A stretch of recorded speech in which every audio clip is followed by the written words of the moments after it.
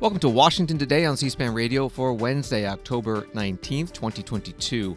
President Joe Biden formally announcing another 15 million barrels of oil will be released from the Strategic Petroleum Reserve in December. It's aimed at lowering prices by adding oil supply. And the president calling on oil companies to pass along the savings and cut gasoline prices now and not keep the saved money themselves. Coming up, we'll hear from the president and House Republican leader Kevin McCarthy, who says the president is responding to a political emergency. And we'll get analysis from Politico energy reporter Ben Lefebvre.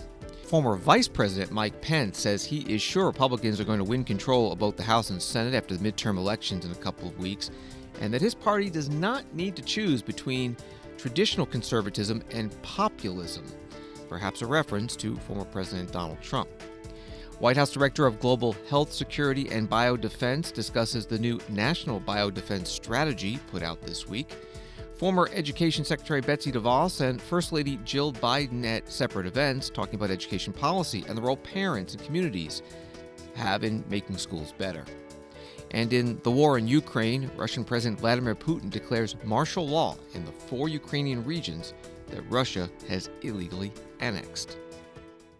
We start with President Joe Biden at the White House announcing that release of the additional 15 million barrels of oil from the SPR, Strategic Petroleum Reserve, in an effort to reduce gas prices. This release will fulfill a commitment that the president made in March to release 180 million barrels total from the SPR this year.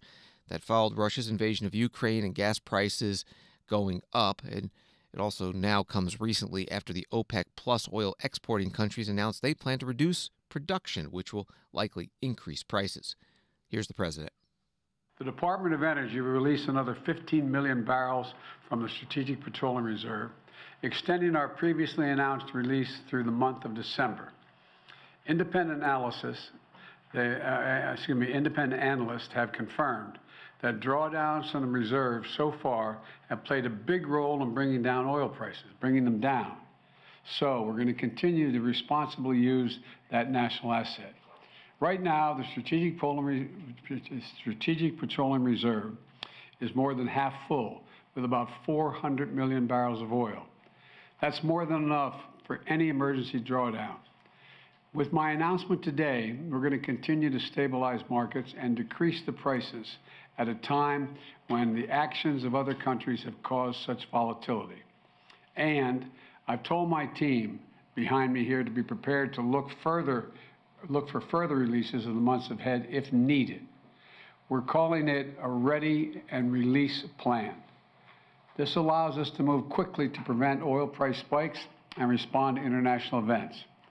Secondly, we need to responsibly increase American oil production without delaying or deferring our transition to clean energy. Let's debunk some myths here. My administration has not stopped or slowed U.S. oil production. Quite the opposite. We're producing 12 million barrels of oil per day. And by the end of this year, we will be producing 1 million barrels a day, more than the day in which I took office. In fact, we're on track for record oil production in 2023. And today, the United States is the largest producer of oil and petroleum products in the world. We export more than we import, and I've heard from oil companies that they're worried that investing in additional oil production today will in case demand goes down in the future, and they're not going to be able to sell their oil products at a competitive price later. Well, we have a solution for that. Today, I'm announcing a plan to refill the Strategic Petroleum Oil Reserve in the years ahead at a profit for taxpayers. The United States government is going to purchase oil to refill the Strategic Petroleum Reserve when prices fall to $70 a barrel. That means oil companies can invest to ramp up production now with confidence they'll be able to sell their oil to us at that price in the future, $70. President Biden at the White House. The team that he mentioned standing behind him included the Energy Secretary Jennifer Granholm and Brian Deese, Director of the White House National Economic Council. As we talk about barrels of oil, this from the Energy Information Administration. Petroleum refineries in the United States produce about 19 to 20 gallons of motor gasoline and 11 to 12 gallons of ultra-low sulfur distillate fuel oil, most of which is sold as diesel fuel and in several states as heating oil, from one 42-gallon barrel of crude oil. Also, the U.S. uses about 20 million barrels of oil per day. More from the president. He says that he's taking a third step today, calling on oil companies to lower prices now. I'm calling on oil companies to pass the savings on to consumers. Consider this. In the second quarter of this year, profits at 6 of the largest producers, publicly traded oil companies, were more than $70 billion. That's $70 billion in just one quarter, 90 days, $70 billion. So far, American oil companies are using that windfall, the windfall of profits, to buy back their own stock, passing that money on to their shareholders, not to consumers. President Biden's full remarks run about 15 minutes. We covered them, and we have them at our website, cspan.org, in their entirety. After his prepared statement, as he was leaving the room, reporters asking him why he's taking action now. What is your response to Republicans who say you are only doing this SPR release to help Democrats in the midterms? Where have they been the last 4 months? That's my response. Is it politically motivated, sir? This No, move it's not. 3 weeks before the midterms? Look, it makes sense. I've been doing this for how long now? It's not politically motivated at all. It's motivated to make sure that I continue to push on what I've been pushing on. And that is making sure there's enough oil that's being pumped by the companies so that we have the ability to be able to produce enough gas that we need here at home, oil we need here at home, and at the same time, keep moving in the direction of providing for alternative energy. That's what I've been doing. Now, the problem is these guys are asleep. I don't know where they've been. And they seem, the price at the pump should reflect what the price of a barrel of oil costs. And it's not going down consistently. President Biden at the White House mid-afternoon. The White House actually previewed today's announcement with the Strategic Petroleum Reserve last night. So early this morning, the House Republican leader Kevin McCarthy asked for a response on CNBC. The Strategic Petroleum Oil Reserve was created to put us in a time of emergency.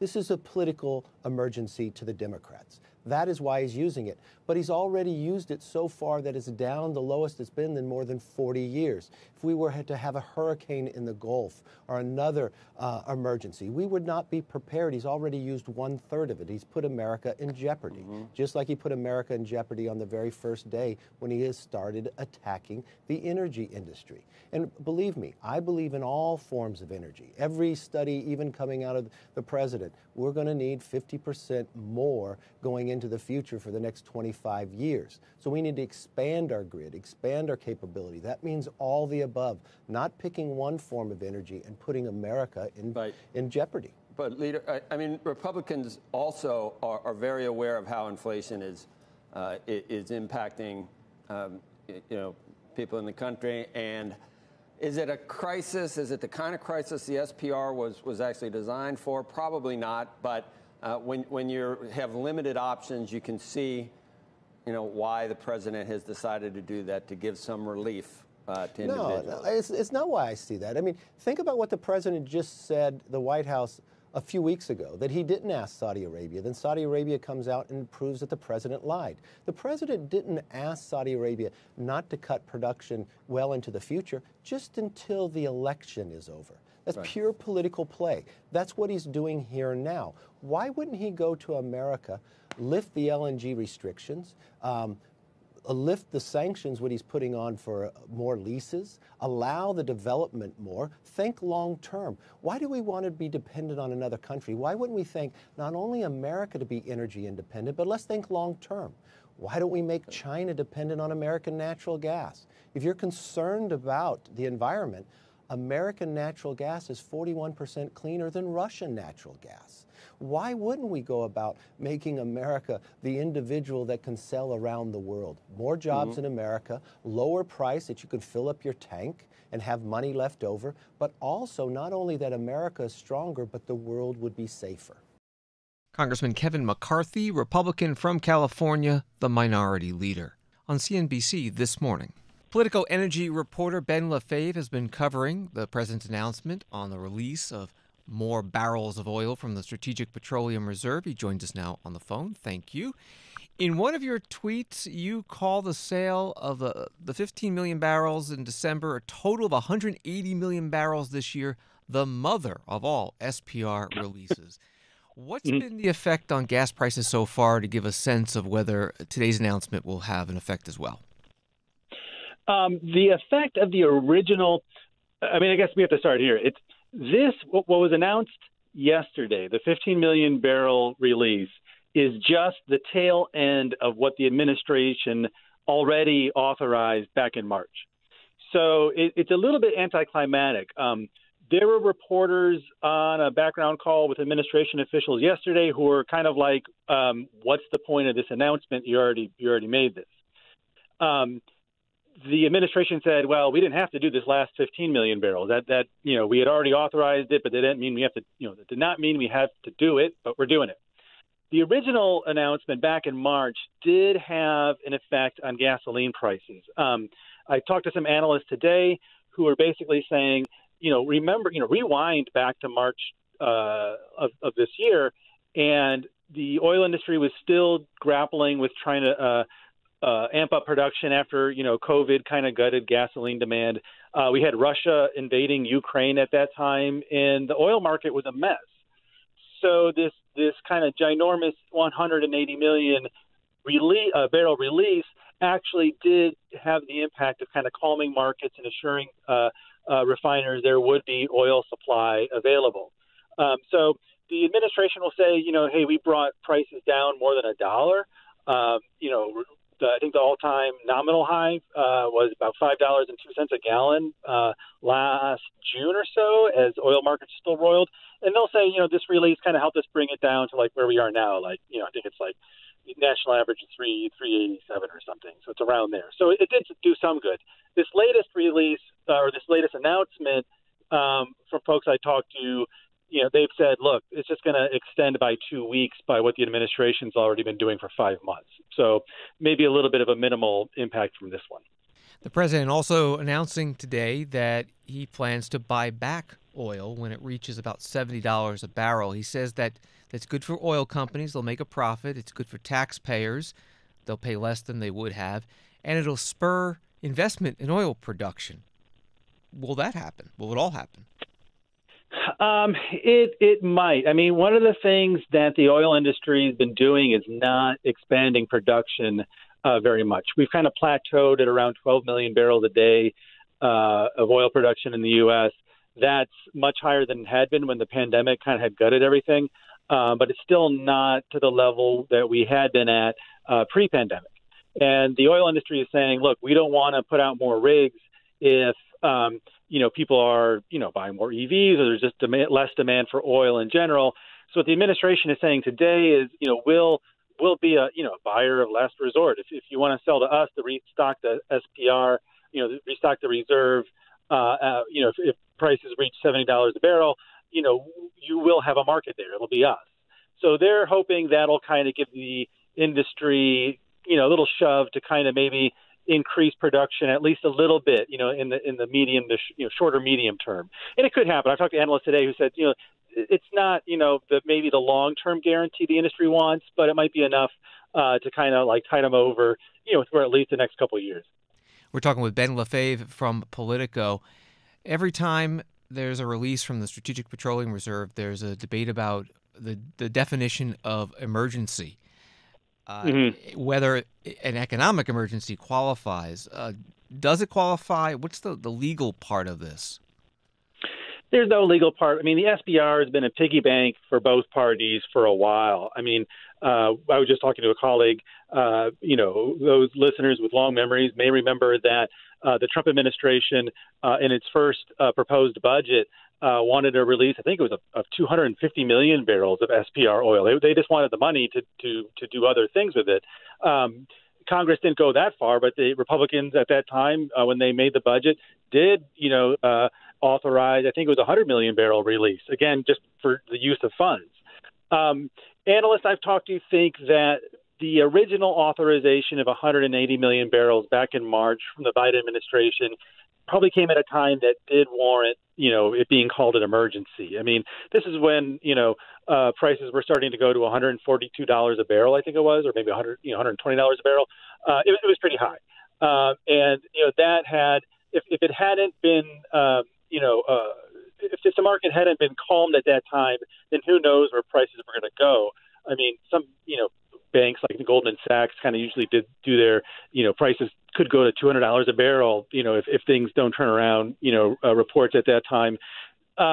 Again, as it's kind of drawn out, prices have stabilized, have come back down, and people have thought, we don't need to keep doing this. It doesn't matter. This is just, the big critique is that, this is just a political response to OPEC earlier this month saying it was going to cut production, its own oil production. So this time seems to be less of an emergency and more of political maneuvering. But again, this release was already authorized 7 months ago. Ben Lefebvre is a energy reporter with Politico. Find his stories at Politico.com, and on Twitter he's at BJ Lefebvre, Lefebvre. Thank you very much. Thank you. On Wall Street today, the Dow down 99, NASDAQ down 91, and S&P down 24.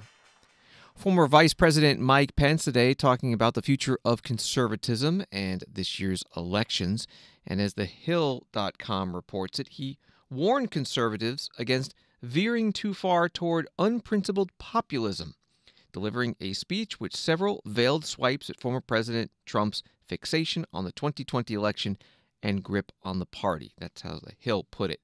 Mike Pence saying that conservatism is bigger than any one moment, any one election, any one person. It's about ideas. C-SPAN covered this program. Some in our movement long for a simple return to traditional conservative agenda of the Reagan era. Others say our movement should be swept along by a new and energetic sense of populism. I truly do believe that we don't have to choose between one at the expense of another. After all, I believe the agenda of the Trump-Pence administration was a marriage of an unapologetic commitment to the foundations of the conservative agenda with thoughtful populist priorities driven by the aspirations of the American people. I'm proud to report during the 4 years of our administration, every single day, we fought for a strong national defense, for free market and free enterprise principles, less government, less taxes, less regulation, and we stood every day for the sanctity of human life.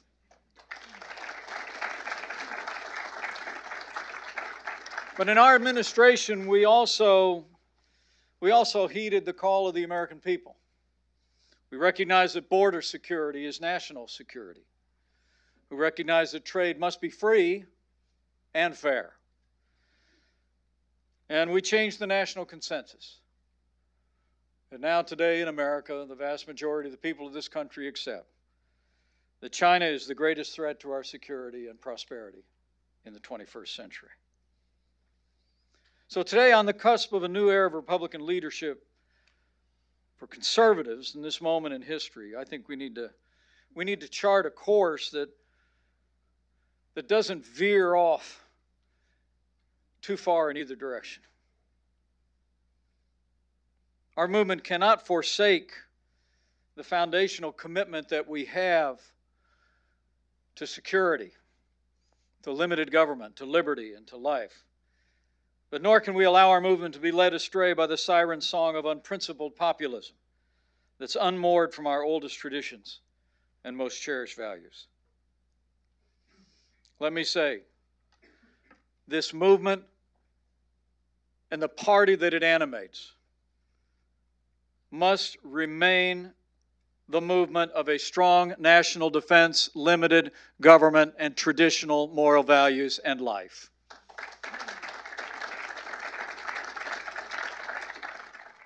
Former Republican Vice President Mike Pence, a potential 2024 presidential candidate, today at the Heritage Foundation. The White House responding to the release of police body camera footage in Florida showing arrests of people charged with voter fraud. The video was obtained by the Tampa Bay Times and Miami Herald. The arrest took place in August. The video released this week. Here is about a minute of it. Apparently, I guess you have a warrant? For what? I'm not sure. For voter stuff, man. For voters. It's what it is. I think the agents with FDLE talked to you last week about some voter fraud, voter stuff, when you weren't supposed to be voting, maybe. I didn't. So, what are they talking about? That's man? what we're not the case agents, but what you got to do, they have reduced your bond quite a bit. It's 2 felony charges for voter fraud, but they've reduced it to $500 bonds. So it's $1,000 total. Oh my God, man! What? So, yes, sir. So unfortunately, right now we're gonna have to take you to jail. Wow, man! Why are they doing this to me? That's what you're getting. I didn't do nothing to nobody, man. Voter fraud. What is voter fraud? Voting when you're not supposed to, sir. Is what our understanding of the plan is. Because of your sex offender status, you're not supposed to be voting. You don't have a non-support warrant. Nobody. What they got? I don't know this. Voter fraud. Let's walk over to my car, Why is okay? y'all doing this now and this happened years ago? I don't know. I have no idea, man.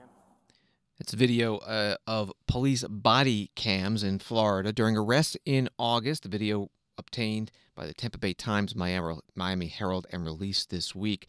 Turns out back in August, Florida Governor Ron DeSantis, Republican, did announce these arrests during a news conference. The state of Florida has charged and is in the process of arresting 20 individuals across the state for voter fraud.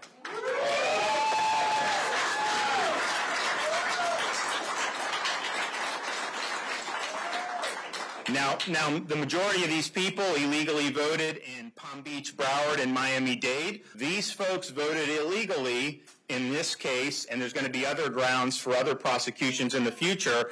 They are disqualified from voting because they've been convicted of either murder or sexual assault, and they do not have the right to vote. Florida Governor Ron DeSantis at a news conference in mid-August. That was from CBS Miami. Again, the video from the police body cams of the arrest just going public this week. Questions today to the White House Press Secretary, Karine Jean-Pierre. I'm wondering if you have a response to these videos first published by the Tampa Bay Times this week that show people in Florida who had been convicted of murder or sex offenses being released from prison, apparently thought they had the right to vote and had now been arrested for doing so. Yeah, we have seen those videos. We have seen that reporting by publication that you just mentioned. I want to be careful because I don't want to weigh in on any specifics ongoing cases in Florida. But the president believes that people who are not incarcerated for a felony should have their voting rights restored automatically. And he has repeatedly called on the Senate to pass comprehensive voting rights legislation that would do just that. White House Press Secretary Karine Jean-Pierre during her briefing in the White House briefing room today. Florida Governor Ron DeSantis' office says that voter fraud in the state punishable by a $5,000 fine, up to 5 years in prison. And a story at Axios has this. Florida state law does not allow people convicted of murder or felony sex offenses to vote after completing their sentence. A 2018 state amendment restored the right to vote for many felons, but not that specific group. This has created massive confusion among Florida residents, with many residents saying nobody told them they couldn't vote. Washington Today continues in a moment. Live Thursday at noon Eastern on C-SPAN Radio, a discussion at the Atlantic Council about the women-led protests in Iran and how they might shape Iran's future. And live Thursday at 1:30 p.m. Eastern, we take you to the Carnegie Endowment for International Peace. We'll hear from Senator Chris Murphy, Democrat of Connecticut, about U.S. relations with Saudi Arabia. Listen on C-SPAN Radio or watch on the free mobile video app C-SPAN Now.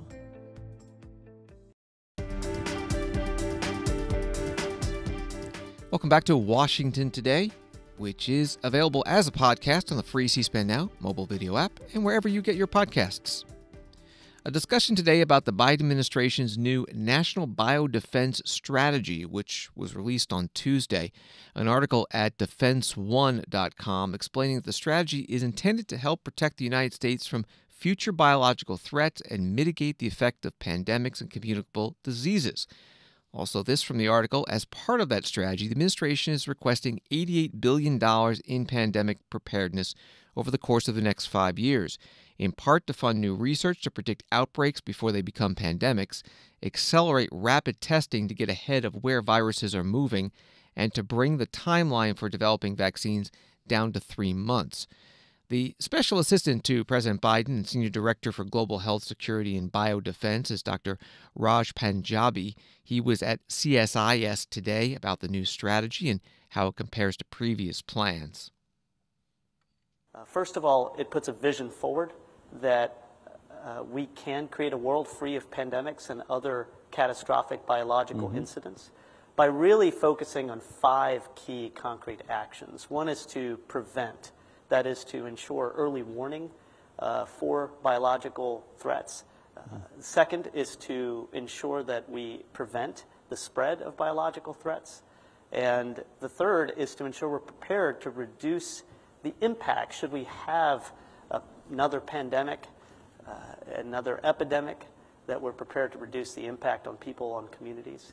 The fourth is to focus on rapidly responding when we do have these outbreaks and also other biological incidents, and doing that equitably.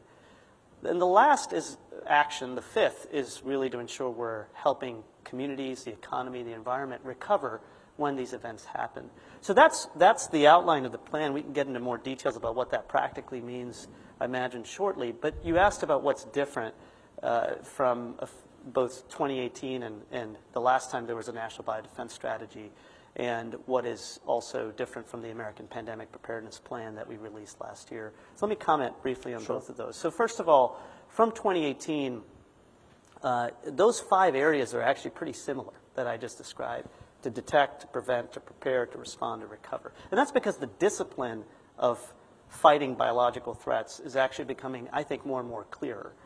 What's different is that within each of those, we've described a set of concrete, bold targets, such as ensuring we have vaccines available within 100 days of a new pandemic, such as ensuring we have greater investments in health workers across this country, and ensuring that we support other countries around the world to develop their capacities to prevent, detect, and respond to infectious diseases. There are more concrete and bold targets, number one. Number two, there is clarity. You mentioned over 20 federal agencies helped develop this plan. Each of them have also put themselves on the record for which one will be in charge of each one of those targets. So every target has a lead federal agency, and then several support federal agencies. The third big difference is the advent of the National Security Memorandum 15, which places, through the National Security Advisor, the White House in charge of the federal policy and coordination around biodefense, and the number of associated activities in that. Number one, that federal agencies will commit to, as the President has now ordered, provide reports against those targets on a quarterly basis, what's going well, what isn't going well. Also ensuring that the Office of Management and Budget provides the ability for us to assess how much funding is being requested, whether that's enough to meet the targets, and in consultation with the NSC, the National Security Council, the ability to help federal agencies refine that. There are a number of other pieces, but essentially it's trying to integrate and hold accountable the biodefense enterprise. Dr. Raj Panjabi is Special Assistant to President Biden and Senior Director for Global Health Security and Biodefense, today speaking at CSIS, the Center for Strategic and International Studies. He says that National Biodefense Strategy released this week is not only aimed at dealing with outbreaks once they are circulating among the population, such as COVID, Ebola, monkeypox, or polio, but also preventing accidental laboratory leaks of viruses and stopping the possible use of viruses as weapons by countries or non-state actors. The White House COVID-19 response coordinator, Dr. Ashish Jha, also talking about pandemics today, both the status of COVID-19 and lessons learned to be applied in the future. He was at Georgetown University Law Center in Washington, D.C. I'm trying to think of another time in history where you had this massive of an outbreak around the world of a virus, and we were vaccinating billions of people at the same time. Yeah, it's never happened. It's never happened. No. It creates all sorts of interesting dynamics, but what it does most importantly is it puts a ton of evolutionary pressure on the virus to evolve away from the immunity wall that has been built up around the world. And you get a large enough set of infections, you get enough virus out there, and you're going to see mutations. And that's what we're seeing. So we're seeing rapid evolution. I think a lot of virologists that I talk to on a regular basis have described it as sort of breathtaking how quickly this virus is evolving. I think about the fact that I started my job about 6.5, 7 months ago. And at that point, we were seeing this rise of BA2. Just in the last 6, 7 months, we saw that fall off and 2.12 take over, then BA4 and 5 take over, and now we're seeing these subvariants, BQ11, BQ1, XBB. I could bore you with alphabet soup all day, but the point is, it's breathtaking. Like, it's really amazing how much variation we're seeing. A couple of key things to understand. One is our immunity is very robust, and our T-cell ability to identify and deal with these variants, especially if you've had multiple vaccine doses or if you've been vaccinated and have had prior infections, is quite robust. So I remain convinced that we are not heading to a period of time again where we're going to see 3,000, 4,000 deaths a day. Like, something very extraordinary would need to happen, and I can't even quite figure out what that is. Yeah. That said, because of the rapid viral evolution, if we do not keep up, if we take a pure laissez-faire, I got vaccinated last year, I got infected in January, I'll be good, we're going to see a pretty significant wave of infections, right? Because these are highly immune evasive. So our job is keep up with the virus, updated vaccines, keep up with the virus, updated treatments, or make sure the treatments continue to work. And then, as Julie said, one of the challenges in this pandemic has been information and good communication. Communicate clearly with the American people what they need to do to protect themselves as we get in the fall and winter. I think if we stay up with that, the virus is wily, so is the scientific community. It is. And our ability to respond to it is not to be underestimated. Dr. Ashish Jha is the White House COVID-19 response coordinator today at Georgetown University Law Center in Washington. You mentioned Dr. Julie Gerberding, former director at the Centers for Disease Control and Prevention, joining him. The current average of new COVID-19 cases in the U.S., according to the CDC website, is about 30,000 per day, and the deaths about 300 per day. This from CNN. The Food and Drug Administration on Wednesday authorized Novavax's COVID-19 vaccine for use as a first booster dose among adults 18 and older, at least 6 months after completing a primary COVID-19 vaccine series. Previously, the Novavax vaccine was used only as a 2-dose series. It is the 4th coronavirus vaccine available in the U.S. Unlike the others, it uses a protein-based technology. COVID-19 pandemic and its lasting effects on the education system in the United States came up today at 2 events that C-SPAN covered, one with First Lady Jill Biden, the other with Betsy DeVos, former education secretary during the Donald Trump presidency. First, Jill Biden, she was at a Communities in Schools Leadership Town Hall Conference in Washington.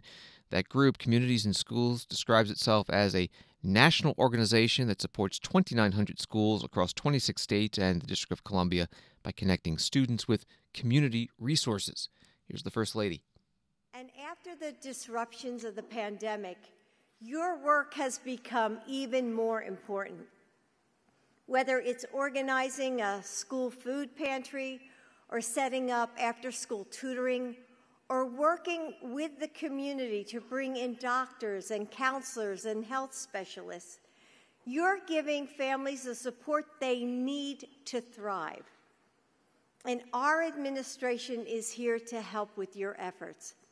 We safely reopened schools and are addressing the academic and mental health needs of our students.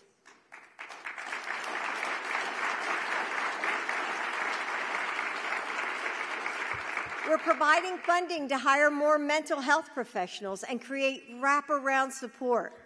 And I'm sure that you've all seen this. I mean, I know I'm seeing it in my classroom this past year, how much students need help with mental health. And with partners like CIS, the Biden-Harris administration launched the National Partnership for Student Success to help increase the number of tutors and mentors in our schools. I mean, I truly believe in mentoring and the power of those connections with our kids. I do it at my school, at Nova. This work just doesn't help families. It's crucial for supporting educators as well. When we lighten the burden on teachers, they can do what they do best: teach, counsel, create, and inspire.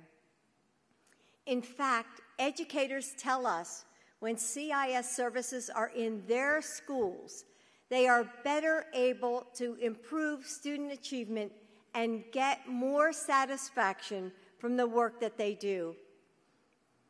Thank you. First Lady Jill Biden at today's leadership conference in Washington, D.C. of that organization, Communities in Schools. The group says it's their first in-person conference in 2 years because of the COVID-19 pandemic. Former Education Secretary Betsy DeVos, who served during the Trump administration, also talking about schools post-COVID-19 pandemic and how parental interest and involvement has changed. Secretary DeVos was at a summit in Bentonville, Arkansas, hosted by the group America Strong and Free.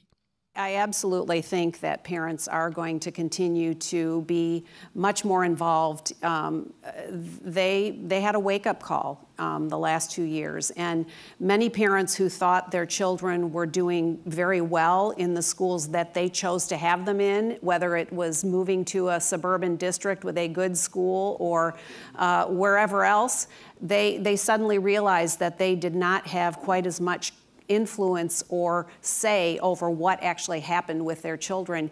And many of them saw, just a lack of rigor when they were doing the distance learning. Even that which was fairly well executed, I think they were surprised at the lack of expectation and aspiration. And so this is a really, really good moment in time to ensure that policies that are passed are going to support families' ability to drive their children's education.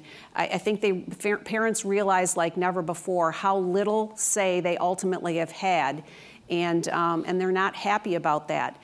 And I would add to that, I think this is also a good moment for teachers, because I think a lot of teachers also were very frustrated with how the system dealt with the last couple of years.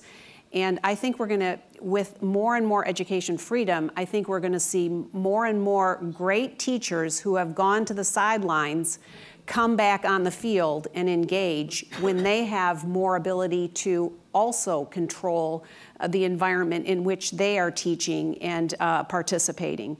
And I did 2 roundtables while I was in office with teachers who'd been Teachers of the Year in their state or their district. And very soon after they'd done their year victory lap, had gone back to their classrooms and within a few months had quit teaching. And I wanted to know why. These were clearly very talented, capable individuals, and yet they had left what they loved doing. And almost to a person, it was, I had my moment in the sun. I thought I could go back and add more to my school, my environment. I thought I had more to bring and more to offer. And I was basically told, you've had your moment, get back in the box. Oh, by the way, be on page 32 of the textbook on this day. And they got frustrated and left. And I think there are lots of those kinds of individuals out there that can come back out on the field and participate. Former Education Secretary Betsy DeVos, she served during the Donald Trump administration, today at a summit in Bentonville, Arkansas. It was hosted by the group America Strong and Free, that group created by Arkansas Governor Republican Asa Hutchinson. Betsy DeVos on a panel on education along with Arizona Governor Doug Ducey and former Tennessee Governor Bill Haslam, also both Republicans. You can find the full video of that discussion at our website, cspan.org. On Russia's invasion of Ukraine, this from Associated Press in Kyiv, Ukraine. Russian President Vladimir Putin ordered martial law on Wednesday for 4 illegally annexed Ukrainian regions, doubling down on a faltering invasion he described as very difficult. In a tacit acknowledgement that another stinging battlefield defeat may be unfolding, his forces organized evacuations of citizens from one of the first major cities they seized. With Ukrainian counteroffensive grinding towards Kherson, the battle for the southern city of more than 250,000 people, industries, and a major port is a pivotal moment for Ukraine and Russia heading into winter, when front lines could become largely frozen for months. That from Associated Press. President Joe Biden asked about this today at the White House. Do you understand that there's martial law in parts of Ukraine? What does that say to you, sir, about where his thinking is on the war in Ukraine right now? I think that Vladimir Putin finds himself in an incredibly difficult position. And what it reflects to me is it seems his only tool available to him is to brutalize individual citizens in Ukraine, Ukrainian citizens, to try to intimidate them into capitulating. They're not going to do that. President Biden at the White House. From CNN, Iran has sent military personnel to Russian-occupied territory inside Crimea to train and advise the Russian military on the use of Iranian-built drones that Moscow has used to devastating effect in its war in Ukraine, according to 2 sources familiar with U.S. intelligence. Iran denies it's sending Russia the drones, let alone the trainers, but the United States, United Kingdom, and France say that they are, and doing so violates a United Nations resolution, the one that codified the 2015 nuclear agreement with Iran. More on this from today's State Department briefing with the principal deputy spokesperson, Vedant Patel. There's a Security Council meeting today. Can you explain what the United States is looking for with this? What would be the consequences for, as you say, violations of Resolution 2231? Thanks, Sean. So I don't want to get ahead of any potential actions or things that could come from a Security Council meeting. But to your question, yes, the U.S. will join the British and French in raising this issue at a closed meeting where the Security Council will hear from an expert briefer on the transfer of UAVs from Iran to Russia. As we've seen over the course of the past months, there has ample evidence that Russia is using UAVs from Iran in cruel and deliberate attacks against the people of Ukraine, including against civilians and critical civilian infrastructure.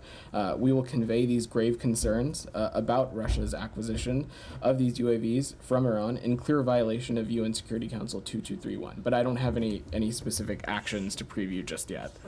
Could you say whether the so-called snapback of sanctions is something that you would support, a return of or some further UN sanctions in response to this? Again, I don't want to get ahead of this process and get ahead of our meetings and engagements with our partners in New York. So just one more thing on that: the European Union is readying some sanctions on regarding the drone transfer.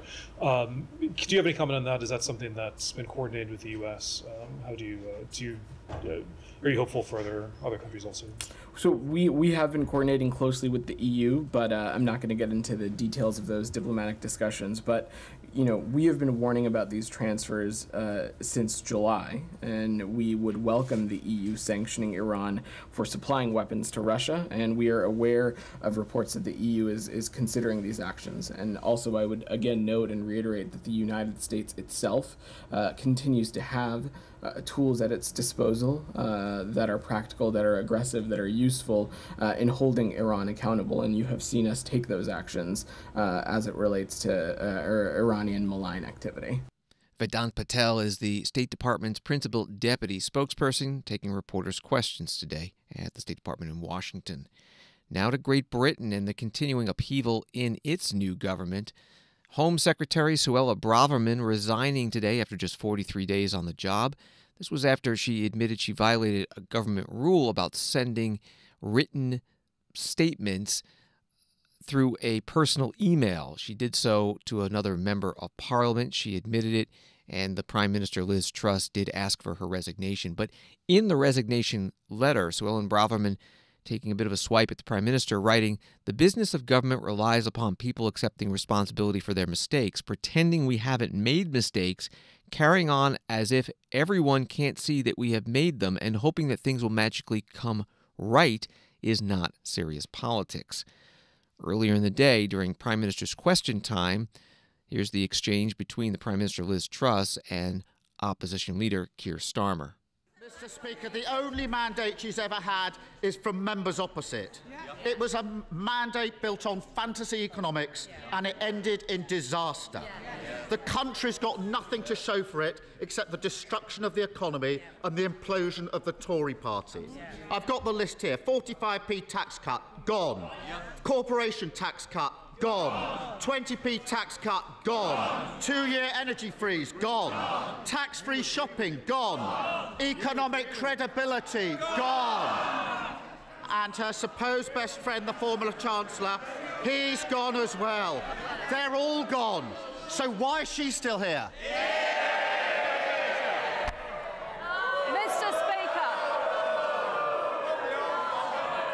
Mr. Speaker, I am a fighter and not a quitter. I have acted in the national interest to make sure that we have economic stability. Prime Minister, order.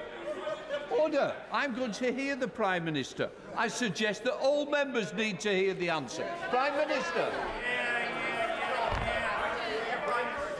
Mr. Speaker, I am a fighter and not a quitter. We have delivered on the energy price guarantee. We've delivered on the energy price guarantee. We've delivered on national insurance. We are going to deliver to stop the militant trade unions disrupting our railways. The honourable gentleman has no idea, he has no plan, and he has no alternative. The British Prime Minister Liz Truss of the Conservative Party getting questions from the opposition leader Keir Starmer of the Labour Party during Prime Minister's questions in the House of Commons. Reuters has a story from London that begins the biggest jump in food prices since 1980 pushed British inflation back into double digits last month, matching a 40-year high hit in July in a new blow for households grappling with a cost of living crisis. Thanks for listening to Washington Today. Sign up for C-SPAN's evening newsletter word for word to get the stories that Washington is talking about sent to your inbox every day. You can subscribe at c-span.org/connect. Have a good night.